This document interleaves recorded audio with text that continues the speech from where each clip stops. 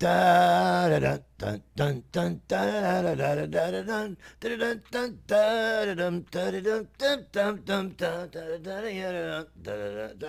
I get bored when I do that stuff. At any rate, hi, I'm Eshkalar, the world's greatest Canadian wizard, but I am not the world's greatest gaming wizard. That honor belongs to, I think, a World of Warcraft player. You might say that as a wizard in magic, I'm 20th level. But as a gaming wizard, I'm only about 5th level. I got better things to do. I'm pretty stoned by the time I get in front of the console, so, I'm not as good as some people. But at any rate, I still have enough gaming wizard experience to be able to give a fairly good review when a new game in a franchise that I have long loved appears and I get to try it out. And that's what's happening today.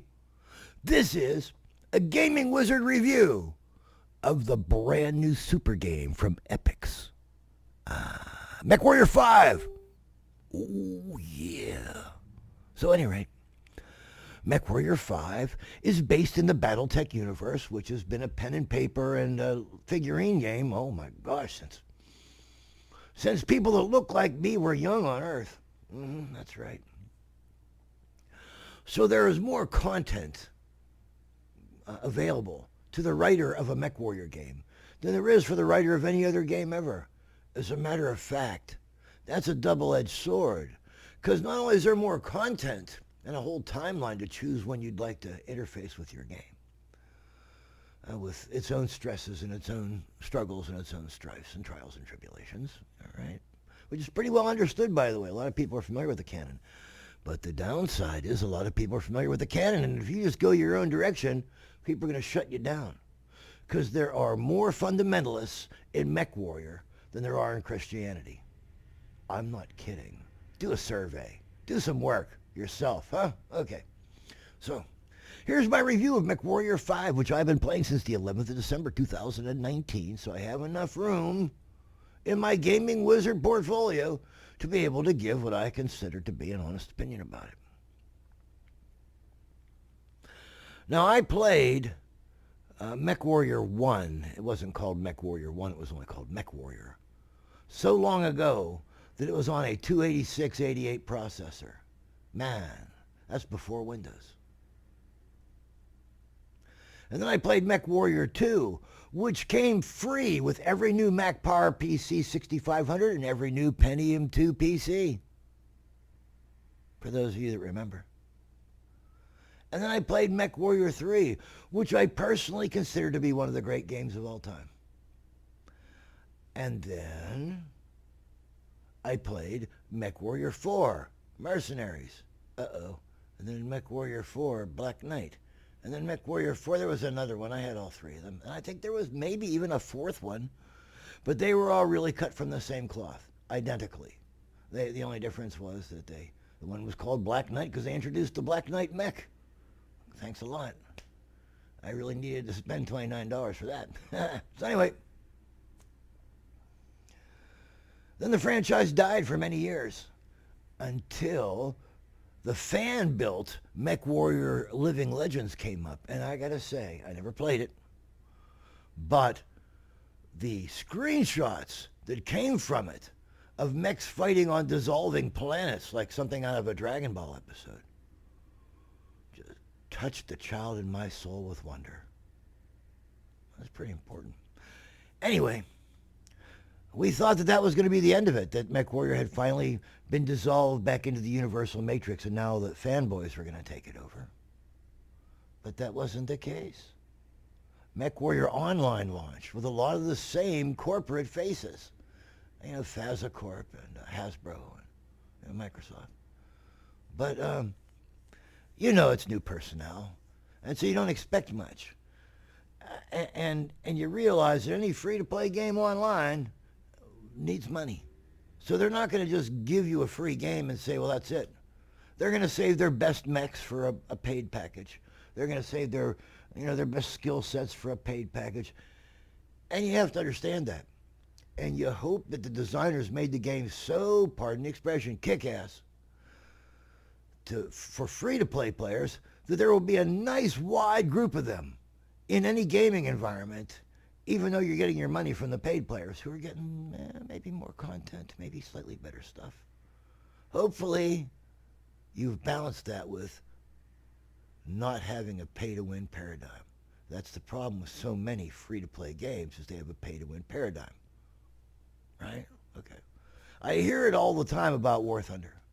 I hear it all the time about World of Tanks, but I have more experience in World of Tanks than probably 99% of the players in World of Tanks. I'm not playing it anymore personally. But I will say this. The premium tanks that you can buy in World of Tanks suck. You can build a better tank yourself. They're slightly different. But if you know what you're doing, you can play a better tank for free than the tanks that they give you for premium. So I won't call World of Tanks a pay-to-win game, in spite of the fact that it is no longer my favorite game. When they took away team damage, they took away the reason to work as a team. So World of Tanks trains nothing anymore. They just, they just have a thing for fanboys. So anyway, War Thunder is pay to win. No offense to War Thunder, because I find the simulator wonderful. And I don't have enough money to win. So I don't play War Thunder to win. I don't play World of Tanks to win, because there are far better players than I in World of Tanks. I'll admit that right on the bat. However, World of Tanks has mods. If you don't run XVM mod, if your tank doesn't live in the XVM mod world, then you're not going to be a top World of Tanks player. So you can't be the best World of Tanks player unless you load third-party software on your machine. I don't believe in using third-party software in games. It's a personal feeling. I don't try to push it on anybody else. But I'd rather play the game the way the gaming people wrote it and not have to wait for fan-built or perhaps evil people built third-party software to load that on my machine so I can play it decently. That is, you don't have a game at all. You're amalgamating a playable game out of several software sources. But as a senior citizen, I think I can call myself a senior citizen, because downtown all the kids call me senior. Then you don't really want to load a bunch of unfamiliar software from third-party sources that don't have the same security regimen that the big gaming companies do. Really. Easier to load a virus or a Trojan through some third-party software that you're hoping makes you a better player. They hook you. Oh, they got you.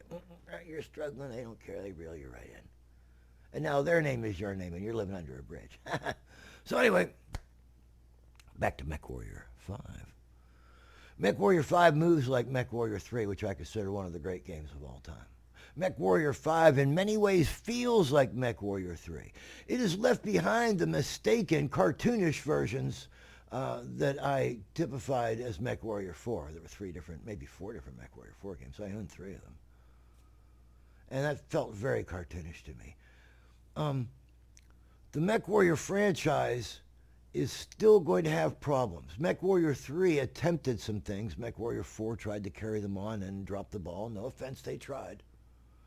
But one of which is playing on planets that aren't Earth-like. You should have different gravity some places, boys. Not only different gravity, but you have to have other different environmental effects. And one thing that Mechwarrior 5 did not bring, and I so expected it, was the ability to stand in a lake while you blaze away with lasers.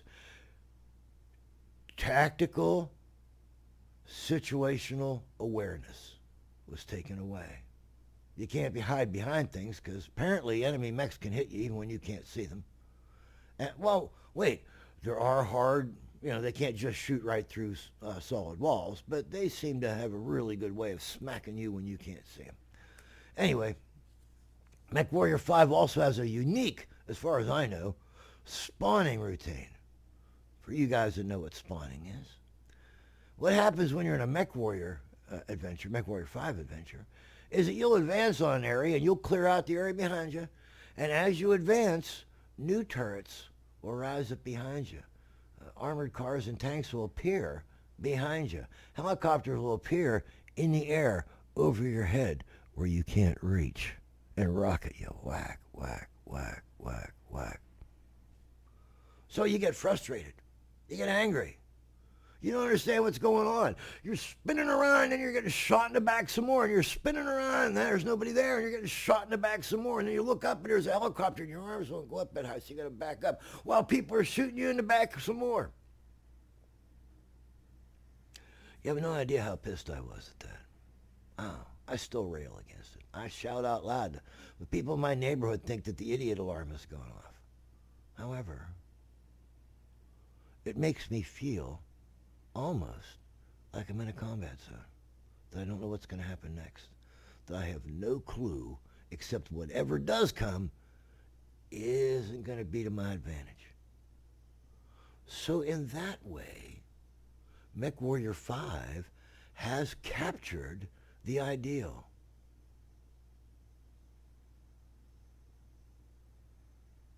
I don't know that I cleared that area out. I don't know, the partisans might be hiding Escaflowne, in a garage somewhere, right? Or they've got Robotech, and I don't. I don't know that.